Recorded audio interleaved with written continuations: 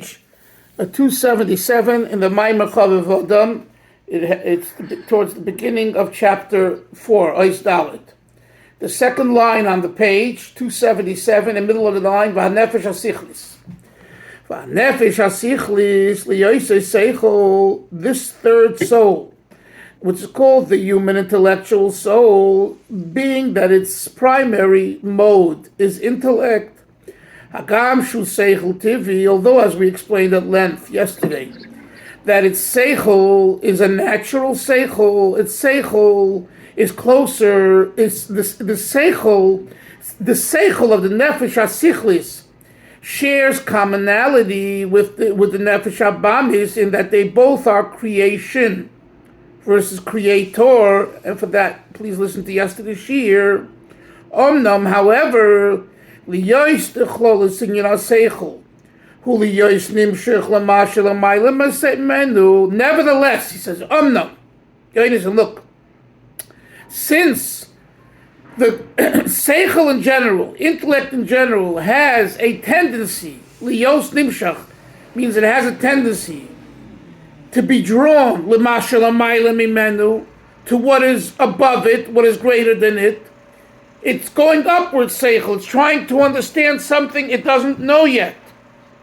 So the position of the being in the mode of seichel is an upward one. He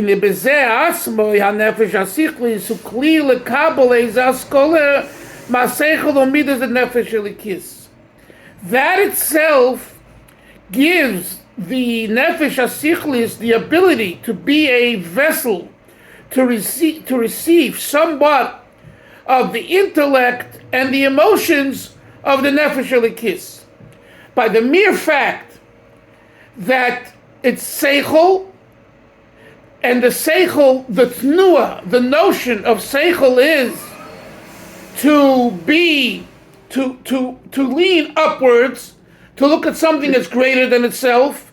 That itself makes it a vessel to receive somewhat of the intellect and the medos of the nefesh elikis. And remember what we learned in the footnote from the essence of Chassidus, that within each of the souls there's a subset of two, seichel and midos, seichel and midos, seichel and midos. So there's a total of 6 within 3 souls, within the 3 drives.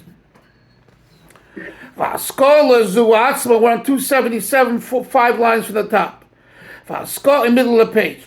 V'askola zu atzma hanefesh hasichlis, and this concept, and this idea, that the nefesh hasichlis receives from the nefesh elokis, the nefesh hasichlis is mevaro, masbiro, la nefesh habamis. It explains it very well to the nefesh habamis. That's its function. So, again, the function of nefesh hasichlis is seichel. But because the ingredients of seichel is, what's the ingredients of seichel?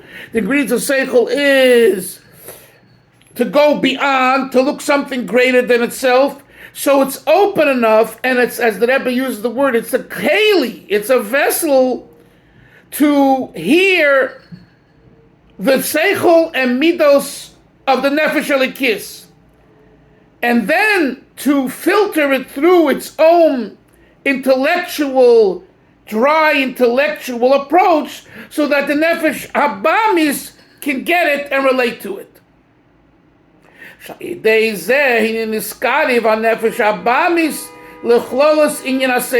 the word, the language is very precise. This itself makes the nefesh habamis niskariv, become closer to the overall idea of seichel. So what do you see, Moshe, from the language here? That without the nefesh hasichlis, the nefesh habamis is far from seichel. What makes the nefesh habamis be niskarev, be close, feel it has a relationship, is only through the seichel of the nefesh hasichlis. And it continues. V'hanefesh hasichlis mizdacheches, So what does the Meshach Sichlis do? It refines to comprehend the godly thought. In other words, what the Nefesh HaSichli does is it takes this information that it got from the Nefesh Elikis, both from the Seichel of the Nefesh Elikis and even the midos of the Nefesh Elikis, and it filters it through its mind. So it explains it in a way that makes sense to the Nefesh Abamis. Umizman lizman, and from time to time, mizborer umizdachech ha-nefesh Abamis, the Nefesh Abamis is refined, umisale ha-nefesh asichlis. And guess what? That's when the Nefesh asichlis has its aliyah. Until the Nefesh asichlis accomplishes successfully to get the Nefesh Abamis to start listening, it doesn't have an aliyah. Why? Because the fact that it is able to hear what the Nefesh Elikis wants is not a big, you don't get credit for it. This is what you are. You're a Baal Seichel. You're an intellect. So an intellect is interested in study. Lahavdil, there are priests and galachim, and not today, it used to be that learned Gemara. Seichel is open to everybody. There's a yeshiva. in Tel Aviv, a secular yeshiva that they learn Gemara from morning to night. Secular, no religious there. Okay, so that supports this idea that Seichel has the element of hearing something godly, but it's intellect. It doesn't get any credit for it. That's what Seichel is. When does it get credit? When it impacts the Nefesh Abamis and is able to get a behemoth to understand, to start thinking differently. Oh, that's when it has an aliyah. That's when you get the real aliyah. Yes, Yain. Okay, so I'm so happy that the Rebbe is talking about this, because I struggled with this for a very, very long time, maybe because of my upbringing. But I'm going to say it the way it is without any, there's a lot of chazerus in the frum world. I mean chazerus. I'm talking about chazerus at a kiddush, and there's chazerus in pushing and shoving to get onto a bus.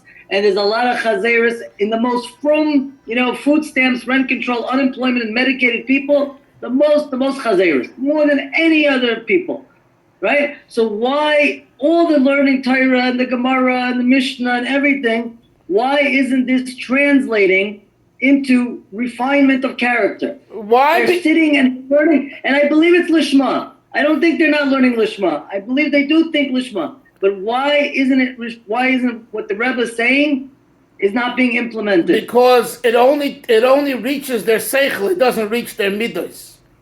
He doesn't say here it reaches the midos of the Nefesh Abamis. It reaches the most that it usually reaches is the seichel of the Nefesh Abamis. That's exactly the same. That you can learn Lishma, but if you don't change, if it doesn't reach your character, it's two separate worlds. It's like you're Yoeli and Yankee and Rachi in the Beis Medrash and in Williamsburg and in Geula and whatever, and then when you come to Manhattan, you're John, you're Jack, and you're Jill. They have no. 1 second. They have a shita. They have a certain shita, like religiosity is made for the shul, and when it comes to what they call the goyim, the non-Jews, you can separate. But I don't want to. It's wrong. It's wrong to say we're all that way. So you're saying we're not all cheating. I understand we're not all cheating, but nevertheless, the midos, until the midos change, you're not going to see a change in those issues that you just spoke about. And it's not just, it's not just in the illustrations and examples you gave, which are blatant. it's in other areas too. I mean, it's in other areas. It's just all has to do with the midos, and the hardest thing to do is to impact the midos. But I don't want to go on this tangent now because we got to learn the Maamar. Yes, Moshe. Yeah, but Rabbi Dov, from Yoni's question, and I'm going to interject. My question would be, why isn't it affecting the midos? I understand what you said. It's not affected. The midos aren't being affected. It remains at the seichel. So I understand that. But why isn't it? Why? I want to know why. Why? Because we're not taking the time of allowing the seichel to impact the midos. It's a work. It's a job. It's an activity. It takes time. No. So I know. So, but again, here's the question. Like Yoni said, you can have tens and tens of thousands of good, Yidden, they're learning. I see this every day, right? I see this every day. People are learning, they're learning the Daf Yomi, great. But when it comes to elements of refinement, of character, of real, like what Yoni's speaking about, so I want to know why. Okay, let's hear what Yonason says. Maybe he has an answer.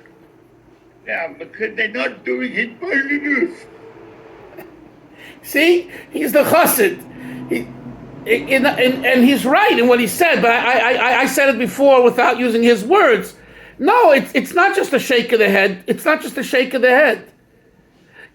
My wife always told me, over the years that her grandfather in his youth had a kind of a very strict, anger-oriented, discipline approach. And over the years, he mellowed out. And trust me, he was a very, very special Jew but he worked on himself as a Lubavitcher Chassid.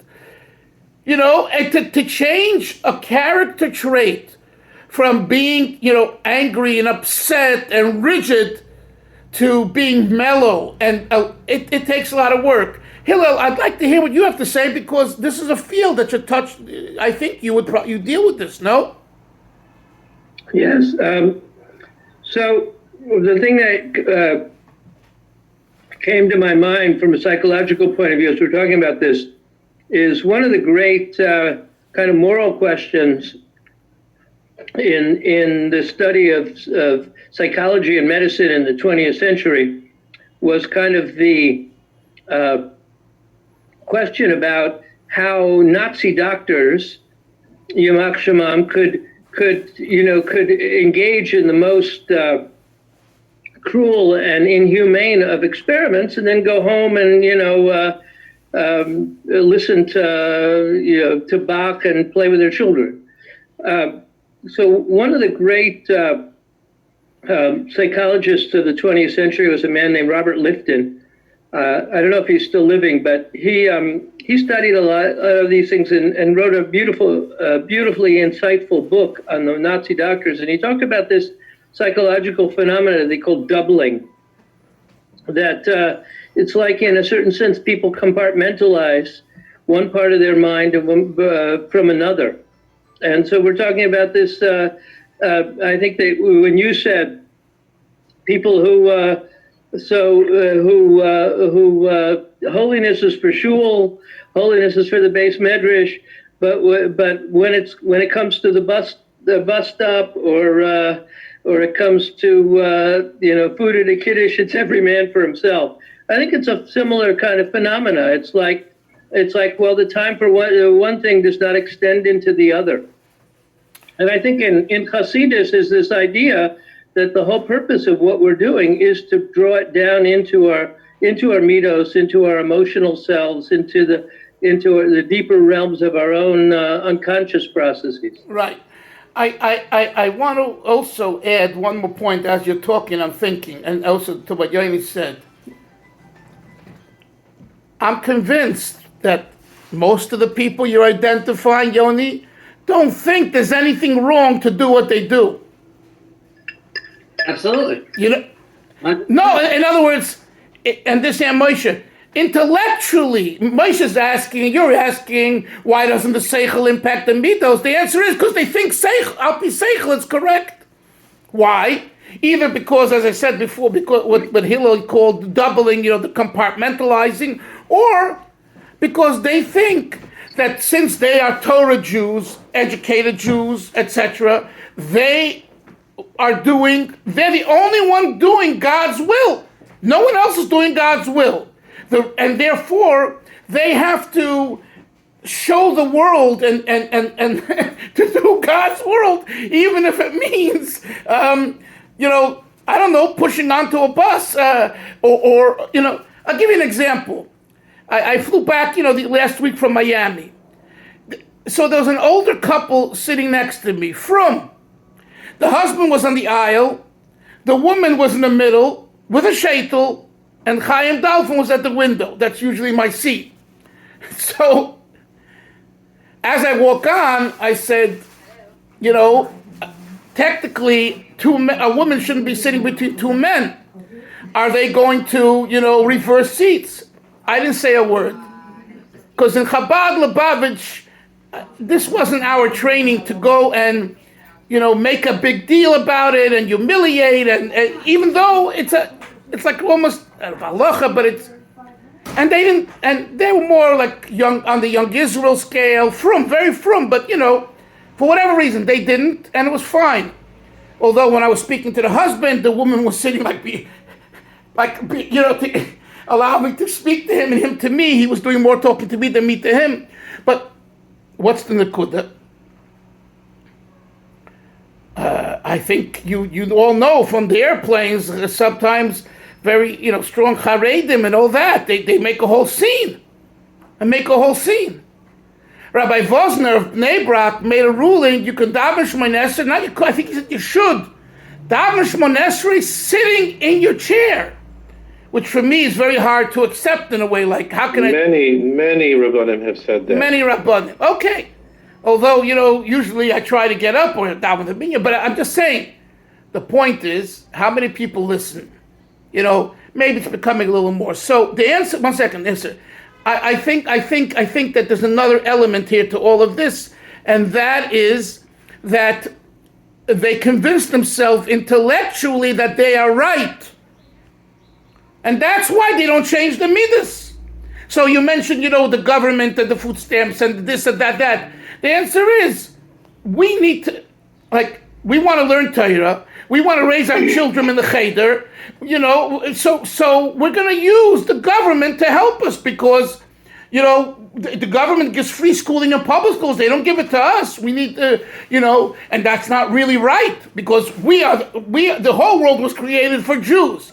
And within Jews, for the Haredim, so therefore, if they're not going to be agreeable, we're going to force them into it. Anyway, Isri, what do you want to say? I was just going to say that I listened because my Rebbe told me, Davka, there's no mitzvah to get up on a plane and daven traveling by yourself. It creates all kinds of problems, and you sit in your seat and you daven in your seat. Okay. So I got a direct answer. Good. Okay. Kol hakavod, Baruch Hashem. All I'm saying is I was answering, the question. So I think, Moshe, it's all of these things. What Hillel said, what I said, what Yonason said. I think it's all. They're different people, but unfortunately, you're right. What's left, and the impression is the way you stated it. Which is it's a big shame. It's a big shame. And if yes. Which sekel are you using? Are you using a sekel from the Nefesh Chabanis or the sekel Siklas? Who? There's people who aren't behaving properly. Oh. Doesn't seem like the sekel. They're using the seichel of the Nefesh Habamis. Why? Because to justify ripping off the government or pushing people aside or grabbing the food and and all of that is a Bahamis. It's an animalistic behavior, and we justify it. It's the seichel. Yeah, Moshe.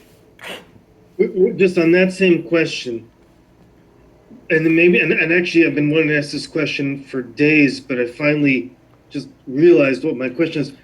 It seems like there's a very fine line between the seichel of the nefesh Bahamis and the nefesh Sichlis. Yes. There is a fine line, and the fine line is that the seichel of nefesh Bahamis, as Avram said a moment ago, is justifying the behavior. It's justifying the behavior of animalism, of being a behemoth. So where does then that being said, where does the nefesh Sichlis is saying, hey, you're wrong, and I'll prove to you why you're wrong and why you should behave differently. So, and then what would the of the nefesh elokis? What would the seichel of the nefesh? The nefesh seichel is that it's all God. It's all about God. There's only God. There's no humanity. There's no humanity. It's all on the godly side. Remember the words I used yesterday. It's creator. When you're in the realm of creator, it's a different. It's not our experience. It's creator. Nefesh Sichlis and the seichel of the nefesh Bahamis, they share that they are already both creation. The difference is nefesh Sichlis is because it's more pure creation. It's able to, in Yiddish there's expression halten Kopf, which in English it doesn't really rhyme. Means to hold your head. It means how would you say it in English? Keep the score. Hey, be level-headed. Keep your head straight. Keep your head straight, yes. Halten Kopf. So the nefesh Sichlis is strong in halten Kopf. The seichel of the nefesh Bahamis is not strong in say because it's really a slave to the medos of the nefesh Bahamis. It's finding justification for the desires of the nefesh Bahamis. But so that's why Avram, when you're asking, is it the behavior that we're talking about? Is it the seichel of nefesh sichlis or of nefesh Bahamis? The answer is nefesh Bahamis. Now, what Hillel mentioned earlier, there you could say maybe, and this is why I say to you, Moshe, to your question, it's a very thin line. You're right, very good that it is a very thin line. In other words, the justification of the Nazis, Yimach Shemam, to do what they did, is that the seichel of the nefesh Bahamis, or is that even their seichel of nefesh sichlis, their seichel of nefesh sichlis? And you could argue that's the seichel of their nefesh sichlis, because they're good people. The German race. Oh, we are sophisticates. And how you murder and kill? No, because this is a disease. We can't have diseases here. And I'm sure we had some of these argumentation now with the COVID, with the shots, with everything. People argued the same idea in a different way, and it's open for argumentation. So that to me sounds like more of a refined type of seichel, which again, at the end of the day, brought about a disaster, murder, killing. So it's also wrong. Because what happens there, you have to ask yourself, where will this pure seichel lead to? And if the answer is it leads to death and destruction and killing, then it's bad. Then what's happened is that it's been schlepped into a place of no goodness. Let's continue inside. And he says, so we have two things. One is the nefesh sichlis gets an aliyah when it makes an impact on the nefesh Bahamis, and number two, it causes the nefesh to become what we call a walker. Instead of those boots are made for walking, though that soul is made for walking. The Chaim Dalvin version of the Frank Sinatra song is now been introduced at the Shir in 2022. The soul is made for walking. That's what it says here. That the soul of Nefesh Elikis becomes a mahalech. It becomes a walker. Until then, it's been stagnant. And here you have to ask yourself a question. Issa, what does it mean that it's been stagnant? Because the Nefesh Elikis, as holy as it is, but doing its job that it's supposed to do, big deal. So it's aimet. It's like it's standing in one place. But when the Nefesh HaSichlis makes an impact on the Nefesh HaBamis, then the Nefesh Elikis, who goes along for the ride, now leaves its standing position and it starts walking. Yes, Yonason, yes. Go ahead. That's the difference between the Malachim and the Neshama. Right. Malachim, they are Gabriel or Michael. In Chesed and Geburah, they stop. They go all the way up to all in stuff, but they stuck in one column. The Neshama can go from Chesed and Geburah using the Teichel. Correct. That's why neshamas are called mahalchim. Correct. But back to the text. V'hainu shayidei avodah through this activity, bebeir v'zichuch hanefesh habamis, through refining the nefesh habamis, v'ilui nefesh hasichlis, and the aliyah that the nefesh hasichlis attains from this activity, naseho aliyah shal nefesh elikis. The Nefesh Elikis also gets an aliyah. And until then, it's Nefesh Elikis. It is creator. But guess what? It's stagnant. And he uses the famous words that the descent is for the purpose of the ascent. Hine aliyah zois nasis avodah zu. This aliyah is attained through this avodah. And why is this? The Sheidish HaNefesh HaBamish who me'atoy shekoydem al tikkun. Now here he introduces a concept in Kabbalah, but in the way Chabad explains it. How can it be that the Nefesh HaBamis gets this big aliyah when it's so outwardly grob and coarse? And the answer is because in its source, B'Sheidish, the Nefesh HaBamis comes from the world of void, which is known as Tohu, which precedes Shekodam El Atikin to the world of normalcy, of correction. And he explains, the sages say, Kivriyose Shaloilam, just as the world was created. Initially there was darkness. And afterwards there was light. Darkness and light are what we call the world of void, of Toyo, and the world of tikkun, of correctness. The Toyo, Toyo is chaos, which is darkness. V'tikkun, and normalcy and correctness, who aid its light. Close, I have finished bein Toyo v'tikkun, who the difference, the general difference between the two experiences, who shebetoyo hu ribi oir umiyat hakelim.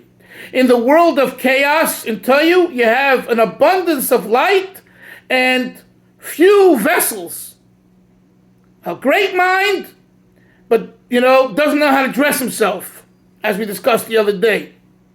Uv'tikkun, and tikkun is just the opposite. Hu miyat or, there is a minimal amount of light, velvel v'ribuya kalim, but there's an abundance of kalim. In other words, it's the difference between someone is super smart, but when it comes to practical stuff in the world, he's a failure. And then there's someone who's so great in the world, when it comes to some seichel, the person is a big fool. Okay, just a practical example of Toyo and tikkun. It's one example. And within each, you could find such examples. The inyan ribi ha'oir, the Toyo, the concept of an abundance of light, of the world of void, umiyat ha'oir, and minimal light in the world of tikkun, It's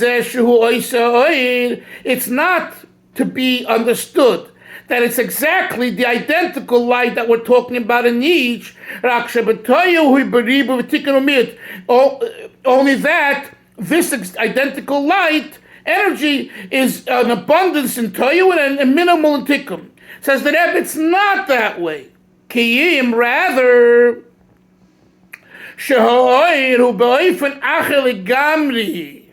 the energy, the light in the world is completely different in each of its space. The iris, the Toyo, the energy, the lights of void of Toyo, they were very sophisticated, elevated energies, which had no association and comparison to the energies of the world of Tikkun. In other words, there's a qualitative difference, not only a quantitative difference. The Rebbe says this will be understood by citing another example. Take, for example, the difference between the light that was created on the first day, the Adam Arishin Mabed by it says that Adam, the first man, he looked Mabed boy, he looked from one end of the world to the other end of the two worlds, the Alma Diskasha, from what's called the world of concealment to the world of Alma Disgalia. Leira Shemesh, to the light of the sun, the Achshav that we have now, you can see a mile or more. But you can't tell me now you can see with the light of the sun outside from one end of the world to the other end. The Toyo became the Tikkun. In other words, the Rebbe is using this mashal to say the quality of the light that was existent on the first day of creation was a different quality. And it was such a quality that Adam Arishan was able to see from one end of the world to the other end. Whereas today, the light of the Eresh Shemesh, we can see a little bit, but a mile, whatever, but not more. So just as there's a difference in that quality, so there's a difference between the energy, the light of Toyo and the light of Tikkun. So the question is, the tachas hakavonihi, the ultimate purpose is hamshachas ha'oides, the Toyo became the Tikkun. What's our job, is there? Our job is, Velvul, to bring in the light of Toyo, that quality, into the kalim of Tikkun. And this is very important and very practical. In other words, we don't want to say, Moshe, this guy is a genius, this guy is a super smart, this guy is a super, but he's not normal. The not normal part is the kalim. The super part is the R. Take the R and use the R. Let's use the word. Use that passion, that drive to impact the normal vessel. So the vessel, which is limited, organized, and have it be entirely permeated with a passion. The example comes to mind. The Mittler Rebbe, they say, when he davened, he was like still. And I just heard it the other day from someone who said he saw the Rebbe daven, and he saw a burning fire, even though the Rebbe was barely shuckling and barely moving his hand, which you all know, we've discussed this. It's one of the differences between the Chabad style of davening and many other Hasidim. Right? It goes back to the Alter Rebbe. Alter Rebbe was more passionate outwardly, but also not in a chagas way, in like the other Hasidic Rebbes. It was all in more in of an intellectual way, but it became so intellectually inspired that his body couldn't contain the energy. What we're saying is that the inspiration should be such of quality that the body is able to contain it, and yet you touch it, it's fire. It's cold. It's on fire. So that's what it means. Oiras the Toyo and Kalim Tikkun. The Rebbe told this in 1983 to Rabbi Kunin. He was $17 million in debt, Chabad of Los Angeles, and the Rebbe gave him a bracha, and I spoke about it at the Farbrengen, Yud Gimel Tishrei, I believe, and the Rebbe said the concept of Eidos the Toyo is not something that that Kabbalah, Chassidus, and Torah wants.